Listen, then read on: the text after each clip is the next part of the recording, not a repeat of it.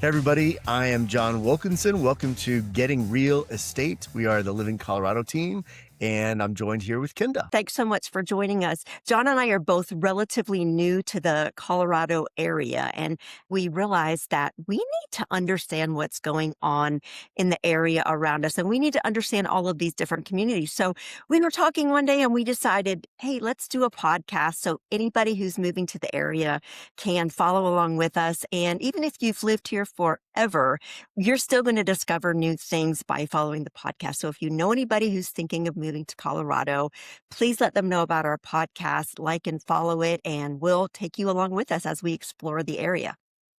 Exactly. And today we're talking the Cabo, Colorado connection as we did last month. Very excited about that. It is also June is Pride Month across the country.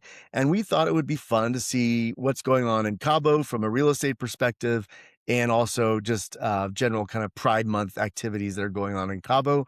And we have a special guest here today, don't we, Kenda? Yes, and I'm so excited. This is one of my dear friends. You can smile, Lou. You know you're my BFF. This is one of my best friends from Cabo. Lou and I met each other many years ago, and we worked together for years, and we just developed a great friendship, and I just love him dearly. He's an incredible person. He also happens to be one of the founding partners of Finn Real Estate Group, and he is very plugged into the real estate market in Cabo. So I'm excited, Lou, to talk to you today about Cabo, but I think we should first talk about, like, how did you make the move to Cabo? That's always so fascinating to people. Like, you're a regular guy. How did you end up in Cabo? It's actually funny because I was with my work, I was traveling through Europe a lot, and I kind of became enamored with Lucca, Italy, and I liked its location. It was close to um, cities, close to the beach. So I was looking there to purchase, and I actually had a friend send me a text, said, "Hey, I know you're looking at Italy, but we're in San Jose del Cabo. We're buying. I wish you would look here." So I actually, the following weekend, flew to Cabo for 4 days and fell in love with it. My family used to vacation in Cabo San Lucas, and I wasn't really familiar with San Jose del Cabo and loved it. I had a really good job. I was in Dallas. Kind of thought that I would either buy land and build or buy a house and fix it up and maybe stay in Dallas for 4 or 5 years because it was a good job and then I could retire. I got back and made it 2 weeks, gave notice. 3 months later, I moved here. I actually drove from Arizona to Cabo. I drove with a friend, but I did move here by myself and I found it very easy to acclimate. Made friends very easily. And once all of the things I was taught as American that was bad about Mexico, once I was able to release that and realize that it's myth and it's not true, at least for Cabo, it became very comfortable and very safe for me here. I think that's so great. And speaking, of friends, I met you in Cabo, gosh, probably about 4 or 5 years ago.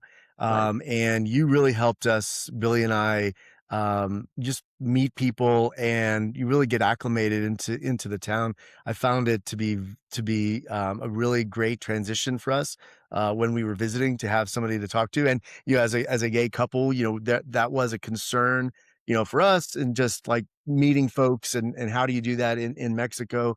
How did you find the community, I guess, between the States and Mexico and just getting acclimated and meeting folks down there? It's funny because I've lived in San Francisco most of my life. I've lived in Phoenix. I lived in Raleigh for 4 years, and I lived in Dallas. And of all of those cities, which all of them are pretty progressive, I actually feel the safest and most comfortable as a gay man in Cabo. Um, I will hold hands with my partner and walk down the street without feeling people are staring at me or fear that someone's going to say something. And didn't always feel that way in some of those cities in the United States. So you're partnered with a lot of really great organizations there, and there's a lot of social scene. I know we've been to like a drag brunch that I've done that several times that you were involved in, and that's a lot of fun. So I think there are a lot of fun things you can do. Did you date anybody in Cabo? Actually, I did date people. It's really funny is that I dated people here. And of course, the person I met lives on the opposite side of the country and in a different country. But yeah, it's super social. It's really easy. The thing is, when I first got here, I actually met someone, an American who was a bit younger than me, and he was like, "Oh my God, I'm so glad another gay. Now there's two gay people here." And I kept meeting people, and this was 8 years ago. I kept meeting gay people, and they'd be like, "Oh, another gay person. There's no gay people here." And I like, there's just not the same outlets that us as gay men are used to. We don't have a street with rainbow flags and gay pride stickers everywhere. We don't have that type of community. But first of all, it's all inclusive. I find if I go to a restaurant and I'm with another man, the waiter or waitress will even ask us, like, "Are you celebrating a birthday? Is it your anniversary?" Um, they're very open. They're very accepting. So I feel that it's very easy to be myself. Like I said, I feel safe being here. I started a group called Dandy, and the whole concept behind that was it was interesting because Mexican culture doesn't know what a dandy is. So to this day, and that did that like 6 years ago. Um, Young Mexicans will sometimes they come up to me and go, "Hi, Dandy, how are you?" They think my name's Dandy. I think that's a great name for you. I'm going to call you that from now Yeah. on. And the whole process or thought process for that was I did call it Dandy, and the marketing was more like old pictures of men in top hats. And I tried to bring a little elevation to it and a little sophistication, only because I know young gay people are hungry. If there's anything they can go to, they're going to go to it. And I felt like if I had go-go boys with their shirts off and all that, that maybe the more mature gay men wouldn't go. So that's why I marketed that. And while I was doing it, we were getting like 30 to 40 people, and we started doing it one night a month, and then we moved it to 2 nights a month. And we're having a pretty good turnout.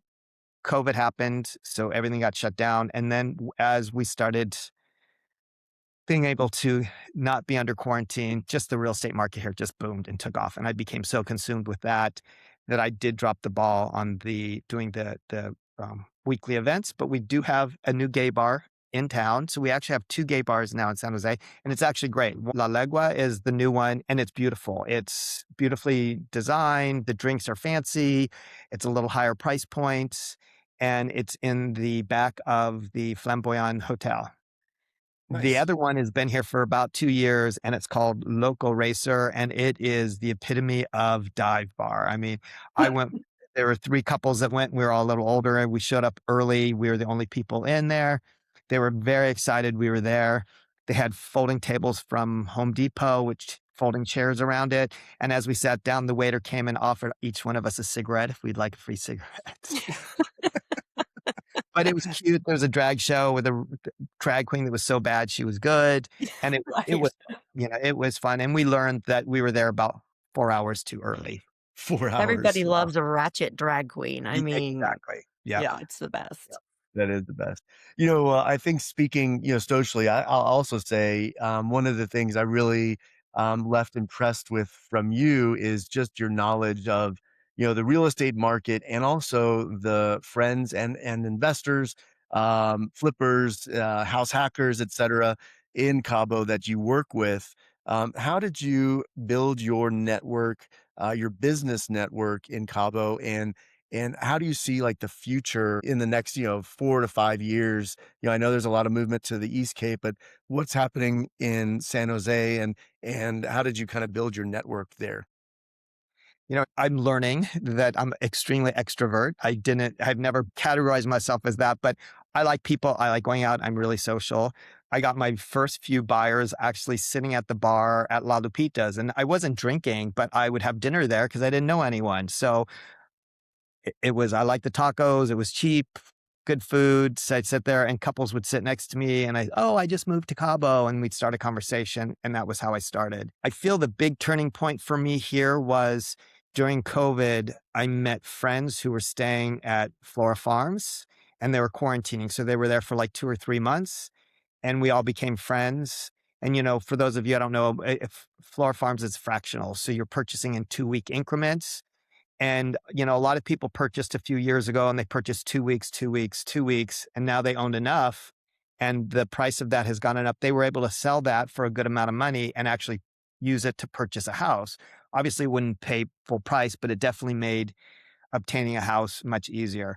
And I kind of got in with that circle, and it's been very kind to me. I sell to a couple and then they refer a friend to me, and I've been very, very successful with referrals and also resell. I mean, I've had 3 homes that I sold within the last 4 years that I've resold for the owners. Wow, that's great. John and I have talked about so many times. There's this really strong connection between Colorado, where we're currently living, and Cabo. So a lot of people go back and forth. So if there are Colorado buyers or investors who are watching this video right now, where would you tell them that is a good place for them to be looking to invest their money? What area specifically do you think is kind of the next up and coming hot spot in the Los Cabos area? I'd say there's 2. One is La Laguna is where I'm at. I feel like it hasn't peaked, but it's still growing. It's a still good opportunity. It's a hot spot, but I really feel the Pacific side right now. Um, Pescadero, Todos Santos, it's really booming. They are talking about separating from La Paz, so we'll no longer be in the municipality of La Paz, which will be huge for them because La Paz is this huge city. It receives a lot of money from Pescadero and Todos Santos and doesn't necessarily put it back in. Mm, So it will mean a lot more money for infrastructure for Todos Santos and Pescadero. And they've already done a really good job of controlling the growth there. Um, they're not making the same mistakes that places like Los Cabos and Tulum and stuff like that have made. They're really controlling the infill. They're doing low density. They're allowing like 1 and 2 story buildings. They're not allowing big high rise condos and houses. So it's going to keep the feel that it already has, that it'll have very open, a lot of farmland. And it's a really good time to buy because we've had a slow season, which everyone knows across the world, we've had a slow season. So this is a really good time to buy. Sellers are more willing to negotiate now than they were like a year ago. You think it's a buyer's market there? It's definitely a buyer's Yeah. market. I mean, we've seen inventory going up. What happened was last year, I felt we had a lot of Americans coming down because the market had already started to soften in the US. So buyers were coming thinking, I'm going to get a deal. Sellers here last year were thinking, because we had seen prices going up, and up sometimes up to 30 or 40% in 1 year. wow. So, over a 4 year period, we saw prices go anywhere from 40 to 60%. And in some cases, the higher end markets, 80%. So sellers were thinking, oh, if my next door neighbor got 1.5 million last year, I should get 1.6. And the truth was, no, we should list for 1.5 and you might get 1.4.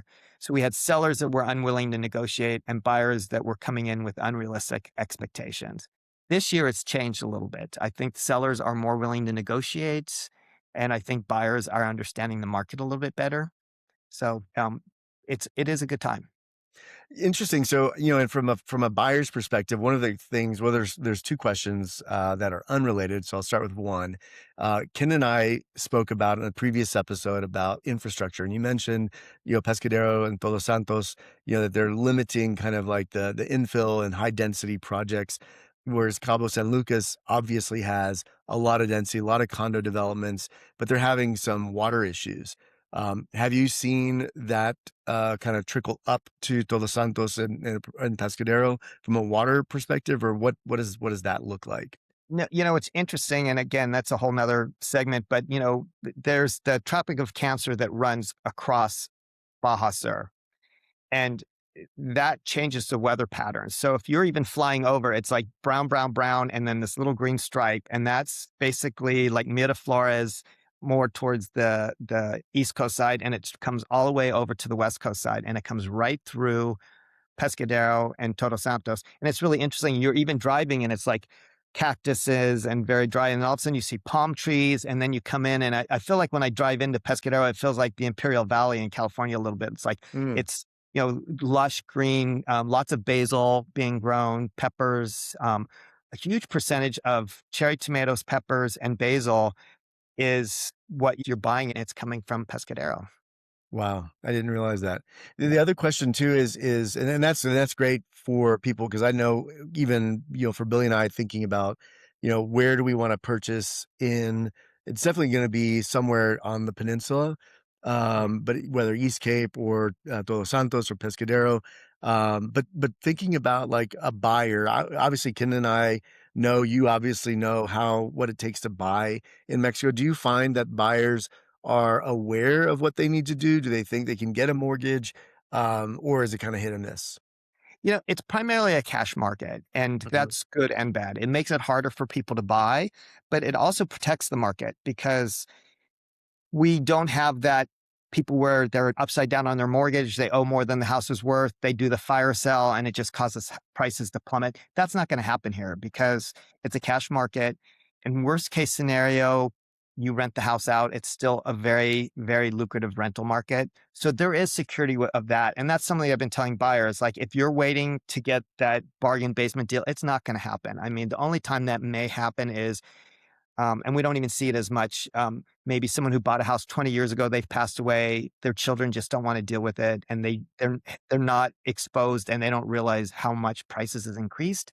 But that's even gone away. That happened like 3 or 4 years ago. But everyone is privy to the fact that this is a booming market. Um, when I started, even in Laguna Hills, where I'm living, you could buy a lot for like $75,000, and homes were like 6 to 800. Lots now without a great view are 250. Good views are six, seven, $800,000.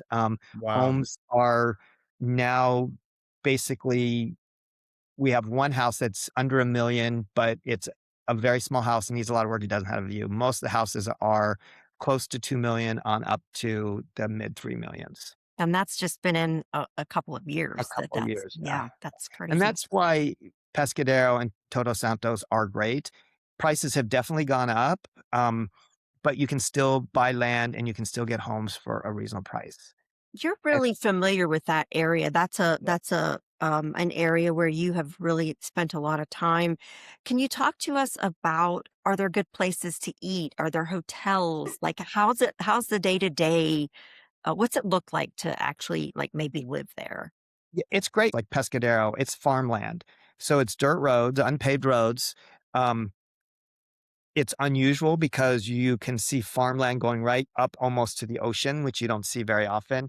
Um, and you'll be driving down the road and it's farmland, farmland, and then like Herba Buena, which is a farm to table restaurant. It's quaint, it's sweet. It's been there for probably 15 years now.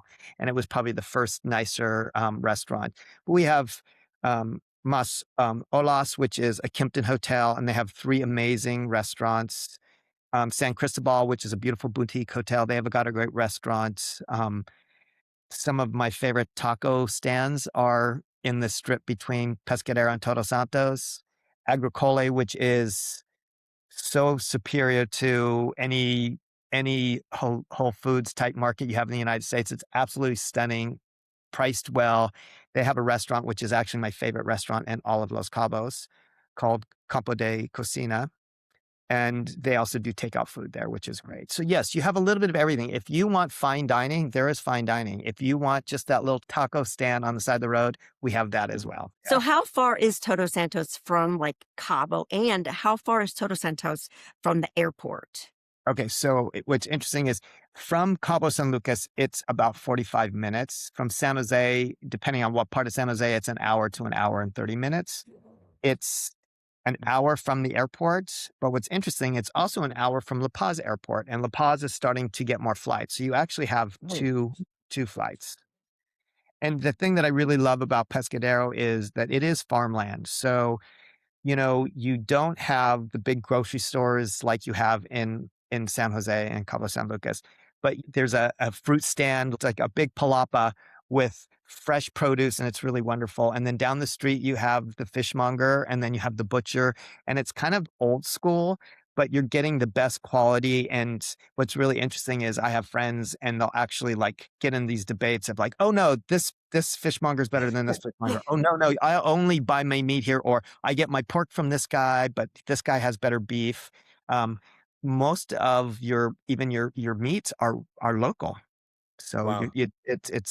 it's you see you see your produce, live and on the shelves. Ew. Yeah, that's truly Whole Foods. I mean, really Yeah, like a non-geo or whatever they call them now, like foods that are infiltrated especially in the States for sure. So I know you've been working on a development in Pescadero. I would love for you to talk about Gallo 64 and kind of your vision, what made you kind of decide to do it, and tell us a little bit more about it. it really came to fruition when, like 5 years ago, my mother got sick, and she was living in Arizona, and it took all four of her kids to basically kind of pull together to make sure she got the care and the best quality of life the last few months she was alive. And then I started thinking, like, I didn't do the kids. I didn't do that process. What happens to me when I get older? And I thought I'd love to have some kind of community where my friends live. And then as we got older, we could help each other out. And that's kind of was the basis for Gaia 64. It's evolved a lot in that amount of time. So r- basically, there's 11 homes, and it was a lot of farmland, actually more farmland than actual residential. And the concept of it is you can purchase there, use it as vacation. Then when you're ready to retire, you have this community of friends that you've been friends with for 5 years, 10 years, 15 years. And my thought is, as we get older, if I have a bond with somebody for 10 years and they need my help, it's just a given. You want to help that person. And the whole idea is just to have this sense of community, sense of freedom. You can actually walk outside of your house, pick your own fresh produce, your own citrus. There was so much farmland that there was more produce than the homeowners could consume. And so what we're doing now is we're actually reducing that and we're increasing wellness. So we're going to do, cold plunges, saunas, a meditation pagoda, increase the size of the gym. So we're kind of trying to do more. We're also actually going to add a pickleball court as well. Nice. Well, I know you love pickleball and you're Yeah. pretty good at it. So I- that's good. And Eric as well. So yeah. I think that's really interesting. And I've seen here in Colorado that people, when they're looking for properties that have land, they're doing so to see if they could have generational living. I mean, that is not just in Colorado. I know that's kind of a trend nationally. I don't know if it's because of the pandemic or whatever it is. People don't want to go to like a quote unquote nursing home or active living community. They want to be in an area that has their friends, family, whatever. I think that's a really smart idea because there are a lot of LGBTQ, in the community that may Right. not have that family legacy that you were talking about, right? And having community is important. Feeling like that you belong, that you're part of something is, I think, important for health, for long term, mental health. So I think it's a brilliant, brilliant idea. And it's funny. Like I remember when I was younger, they were like, 40 is the new 30, and then all of a sudden 50 is the new 40, and now 60 is the new 50, and but the truth is we are staying younger. We're more active. So Yes. at one point, if you were 70 and you were retiring, you just like want to play shuffleboard and watch TV, and now if you're 70, you still want to go surfing or hiking or play pickleball. So these communities, I think, are starting to pop up. Um, Two things. One is this is an all-inclusive community. It's not just for gay people. We've marketed heavily towards the gay community, but everybody's welcome. And something that I think is interesting, and we kind of almost going back to what we started talking about gay pride. Something that I found for me when I started looking at where do I want to retire before I moved here, I looked at places like Palm Springs and Puerto Vallarta, which is very Mhm. common for gay men living on the western part of the United States. For me, I love Palm Springs to visit, but I found when it was time to go, I was glad to be leaving. Mm, Um, it's very hot and it's a great community, great architecture. I love all that, but it just always felt vacation-y to me. mm, Puerto Vallarta is fun, but the weather is really humid, hot for long periods of time. It's also getting very crowded. What I like about the whole Los Cabos and Baja California Sur area is there are a lot of gay people here. They're integrated really nicely. It's like I have equal gay friends and straight friends.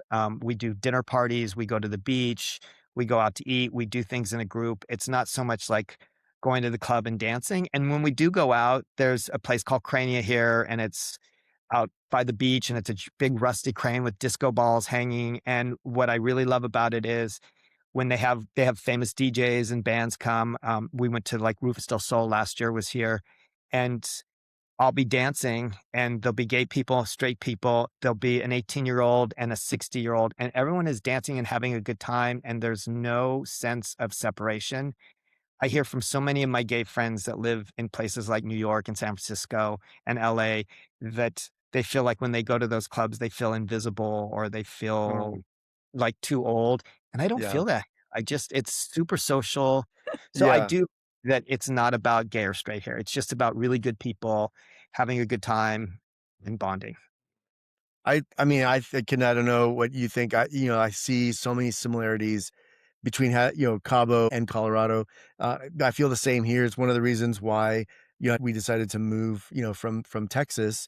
Colorado is a very kind of accepting, and it's integrated, and that's what at the end of the day. I mean, you just want to be surrounded by uh, like-minded individuals who aren't going to judge you for whatever. I know everyone has something in their I don't want to say closet, but in their past or whatever that maybe they don't want to talk about. But at the end of the day, if you can just be a nice person, Kenda and I just joined Real Brokerage, and their tagline is "Work hard, be kind," and Yeah. that at the end of the day, I think is kind of sums up what life should be about. And I think that what you're doing in Pescadero, and building the kind of that community and your vision, is aligned with that, which I think is really amazing. Thank you. People move here for quality of life where most of our lives, up until this point, we moved to a city for school or for a job or for a relationship for like this sense of purpose. This is moving for quality of life. People have made a decision to live a better life. It's much more social. Like I even when I first got here, I would be invited to so many things that I would be tired, and then I'd start lying, like, "Oh, I can't. I've got this." And then finally, I realized, like, I don't even have to lie. Everyone is having such a good time. Just say, "I'm staying in tonight, guys. I've been out to dinner 4 nights. I'm staying in." They're like, "Okay, great." So I do think that, and I think Denver might be the same. I haven't had the experience. People are just more open. They're open to meet people. They're new. They don't have their family here. Um, they just want to have a sense of community, so they're seeking it, so they're just more open to it, and Yeah, it's we've nice. definitely experienced that here as well. And Lou, will you share information with us so that if any of our viewers are watching this and they're like, "Oh, I would really like to learn more about that community. Maybe I want to invest in the infrastructure of that community, be one of the investors." I know you're always looking for investors and buyers. So will you share information with us and we can put it in the show notes below so that people can contact you if they are interested in your community? Sure, I would love that. It's super easy too. It could just go to my website, gallo64.com, and you click on the brochure, it tells you all the information, and if they do, just have them let me know that they're find me through you guys, which would be awesome. I'd be happy to send them any more information and to talk more about it as well. That's great. I know that you are very familiar, as is Kenda, about the market in general. So if people have questions, there's a lot more to talk about buying, in Mexico, and those will be future episodes. So if you're interested in buying in Mexico and Cabo specifically, or Baja California Sur, make sure to let us know. It's a very safe investment. For investing in Baja California Sur is different than investing in the rest of California. It's done in US dollar. And I had a guy like 4 years ago, he came and just bought $8 million worth of land in the East Cape as an investment for his grandchildren because he said it was a smarter investment than anything he could do in the United States at the current time. So it is a safe place to invest. That's a significant investment. That's good to know. Yeah. Yeah. Yeah, that's good. I know there's lots of money going into that area as well. Well, that's a wrap for today. But Lou, we're so thankful that you joined us. We're excited about Pride Month. We have a whole series of speakers and guests lined up to share in this exciting month. So, John, who's our next guest? Yeah, we're excited to welcome Justin Gregory next month. He is a local designer, really in touch with furniture, fabric trends, and I think it's going to be interesting to see, what's different between mountain buyers versus the city buyers, what they're looking for. Maybe there's not a difference, but Justin will be on next week to continue kind of the Pride Month conversations. Awesome. Thank you guys so much for watching. Please feel free to share this podcast if you know of anybody who is thinking of moving to Colorado or is new to Colorado and wants to go along with us as we discover all of the fun and exciting places. Please like and subscribe, and we'll see you in the next one. Thanks Thanks, everybody. guys.